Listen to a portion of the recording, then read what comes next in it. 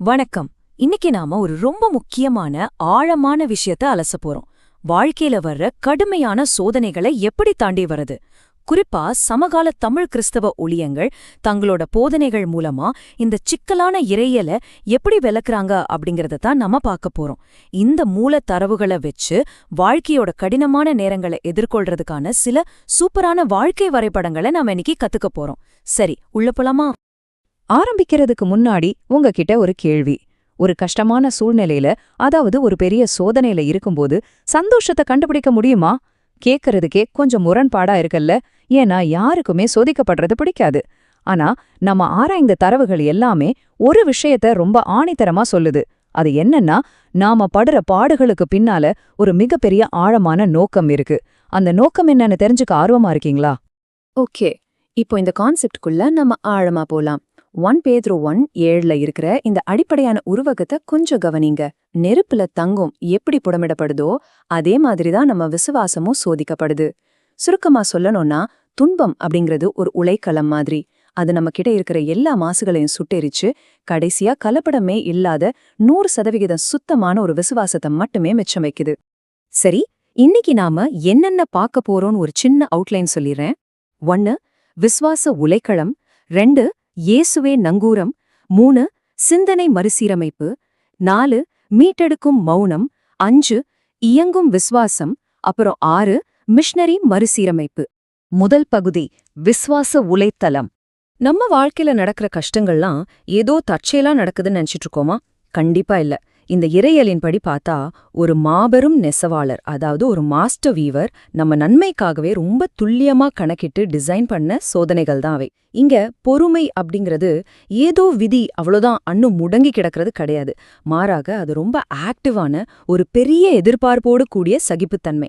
இது எப்படி சொல்றாங்கன்னா, சோதிக்கப்பட முடியாத ஒரு விசுவாசத்தை கண்டிப்பா நம்பவே முடியாது. செம்ம பவர்ஃபுல்லான ஸ்டேட்மெண்ட்ல. பகுதி 2, இயேசுவே நங்கூரம். மனிதர்களோட உதாரணங்களை பார்க்கறதுக்கு முன்னாடி இந்த முழு இறையியலுக்கும் மையம் யார் தெரியுமா? இயேசு கிறிஸ்து தான். மூலத்தரவுகள் அவரை வெறும் ஒரு வரலாற்று நாயகனா மட்டும் காட்டல. எபிரேயர் 12:2 சொல்ற மாதிரி அவர்தான் விசுவாசத்தை துவக்குகிறவரும் முடிக்கிறவருமா இருக்காரு. தமக்கு முன்னாடி வைக்கப்பட்டிருந்த சந்தோஷத்துக்காகவே அவர் சிலுவையின் பாடுகளை சகிச்சார். ரெஃப். சாம்பி செல்லத்துறை அவங்களோட போதனைகள்ல இயேசுவ கடைசி ஆதாம்னு ரொம்ப அழகா குறிப்பிடுறாங்க. அதாவது மனித குலம் இழந்த எல்லா ஆசிர்வாதங்களையும் நமக்காக திரும்ப பெற்று தந்த பிரதிநிதி அவர்தான்.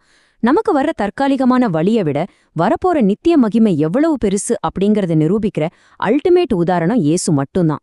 பகுதி 3, சிந்தனை மறுசீரமைப்பு. இப்போ இந்த ஸ்லைட்ல ஒரு சுவாரஸ்யமான விஷயத்த பார்க்கலாம். உலகத்தோட நேர்மறை சிந்தனைக்கும் பைபிள் சொல்ற விசுவாசத்துக்கும் எவ்ளோ பெரிய வித்தியாசம் இருக்கு தெரியுமா? உலகத்தோட நம்பிக்கை வெறும் காத்துல கட்டப்பட்ட ஒரு லாட்டரி சீட்டு மாதிரி, எந்த ஒரு அடிப்படையும் இல்லாதது.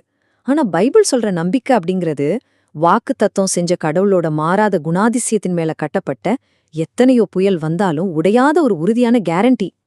இத புரிஞ்சுக்க ஆப்ரஹாம் சாராள் வாழ்க்கைய ஒரு பெஸ்ட் எக்ஸாம்பிளா தரவுகள் காட்டுது. கொஞ்சம் யோசிச்சு பாருங்க. 99 வயசு, 90 வயசு, பிசிக்கலா ஒரு குழந்தை பிறக்க வாய்ப்பே இல்லாத ஒரு சூழ்நிலை. ஆனா அவங்க என்ன பண்ணாங்க? வயசான தங்களோட உடம்ப பார்த்து சோர்ந்து போகல. தங்களோட சிந்தனைய முழுசா மறுசீரமைப்பு செஞ்சாங்க. அதாவது செத்துப்போன சூழ்நிலைகளை விட்டுட்டு சாத்தியமே இல்லாததை செய்யக்கூடிய கடவுளோட நம்பகத்தன்மை மேல தங்களோட கவனத்தை திருப்பினாங்க. ரிசல்ட், ஈசாக்கு அப்படிங்கிற ஒரு மாபெரும் அற்புதத்தையும் அவங்க சுதந்திரிச்சுக்கிட்டாங்க. பகுதி 4, மீட்டெடுக்கும் மௌனம்.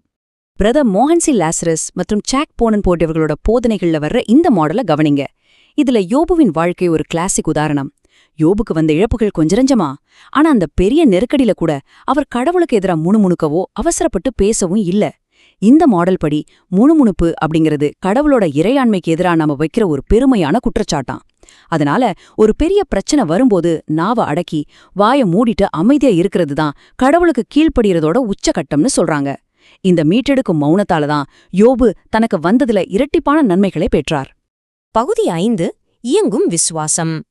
ஃபாஸ்டர்கர்சன் எடின்பரோ போதிக்கிற இந்த கட்டமைப்பு ரொம்ப வித்தியாசமானது. இவங்க விசுவாசத்தை நம்ம உடம்புல இருக்கிற ஒரு தசைக்கு ஒப்பிடுறாங்க. நீங்க பயிற்சி செய்யும்போது என்ன ஆகும்? கடுமையான பயிற்சி செய்யும்போது தசைகள்ல சின்ன சின்ன கிழிசல்கள் ஏற்படும். அப்புறம் அது இன்னும் ஸ்ட்ராங்கா பெருசா வளரும் இல்லையா? அதே மாதிரிதான் கடவுள் வேணும்னே நம்ம விசுவாசத்துல சில அழுத்தமான சூழ்நிலைகளை உருவாக்கி சின்ன சின்ன கிழிசல்களை ஏற்படுத்துறார். அப்போதான் நம்ம விசுவாசம் இன்னும் பிரம்மாண்டமா வலிமையா வளரும். சூப்பரான லாஜிக்ல. இதுக்கு ஒரு பெர்ஃபெக்டான சமகால உதாரணமா மறைந்த டாக்டர் டிஜிஎஸ் தினகரன் அவர்களோட வாழ்க்கை சாட்சிய இந்த தரவுகள் முன்வைக்குது. இத கொஞ்சம் கேட்டு பாருங்க. 20 வயசுல தற்கொலை எண்ணம், 34 வயசுல 2 நுரையீரல்களும் செயலிழப்பு, 50 வயசுல முழுமையான சிறுநீரக செயலிழப்பு, 55 வயசுல 1.5 மணி நேரம் இதயமே துடிக்கிறத நிறுத்திடுச்சு. எவ்ளோ பெரிய மரண போராட்டங்கள். ஆனா அவரோட விசுவாச தசை திரும்ப திரும்ப கிழிக்கப்பட்டு திரும்ப திரும்ப பலமா கட்டியெழுப்பப்பட்டுச்சு.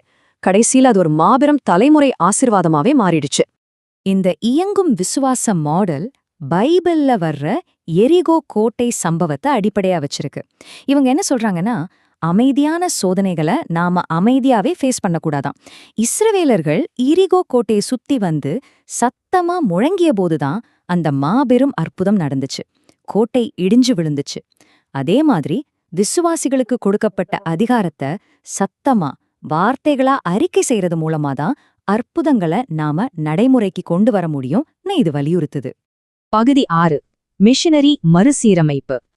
பிரதர் அகஸ்டின் ஜெபகுமார் சொல்ற இந்த கடைசி மாடல் நம்ம சிந்தனையவே கொஞ்சம் புரட்டி போடும். ஃபர்ஸ்ட் சாமியல்ல வர அன்னாள் இதுக்கு ரொம்ப சரியான உதாரணம். அன்னாளுக்கு குழந்தை இல்லைங்கிறது அவங்களோட தனிப்பட்ட பெரிய சோகம். ஆனா கடவுள் அதை எப்படி பயன்படுத்தினார் தெரியுமா? சாமியல் அப்படிங்கிற ஒரு தீர்க்கதரிசிய உருவாக்கி ஒரு முழு தேசத்தையே மாற்றுவதற்கான ஒரு தெய்வீக திட்டமா அதை மாத்தினார். அதாவது நம்ம தேவையை விட கடவுளோட தேவை ரொம்ப பெரியது. அதனால நம்மளோட தனிப்பட்ட ஆறுதலை மட்டுமே தேடிக்கிட்டு இருக்காம நம்ம வலிகளை ஒரு உலகளாவிய மிஷனரி நோக்கத்துக்காக அர்ப்பணிக்கணும் அப்படிங்கிறது தான் இந்த மாடலோட மைய கருத்து. இவ்ளோ நேரம் நம்ம பார்த்த இந்த ஆழமான இறையல் கருத்துக்கள் எல்லாம் எப்படி ஒன்னோடு ஒன்னு இணைகிறதுன்னு இந்த டேபிள பார்த்தா உங்களுக்கு புரியும். ஆபிரகாம முன்மாதிரியா கொண்ட சிந்தனை மறுசீரமைப்பு ஒரு பக்கம், யோபு அடிப்படையா வச்ச மௌனமான சகிப்புத்தன்மை இன்னொரு பக்கம், எரிகோ முழக்கத்தை அடிப்படையா கொண்ட இயங்கும் விசுவாசம், அப்புறம் அன்னாளை மையப்படுத்திய மிஷனரி மறுசீரமைப்பு. வாழ்க்கையில எந்த மாதிரியான ஒரு நெருக்கடி வந்தாலும் சரி, அதை எதிர்கொள்றதுக்கான ஒரு முழுமையான டூல் கிட் இங்க இருக்கு. கடைசியா இது எல்லாத்துக்கும் பின்னாடி இருக்கிற மிக முக்கியமான புள்ளி என்ன தெரியுமா?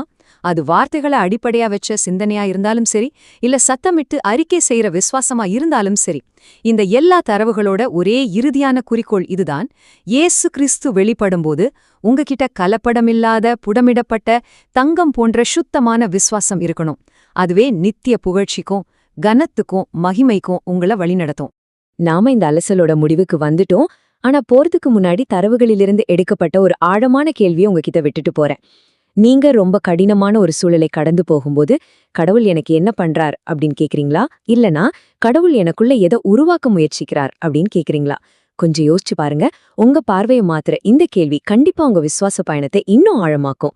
தொடர்ந்து கத்துப்போம். உங்க நேரத்துக்கும் கவனத்துக்கும்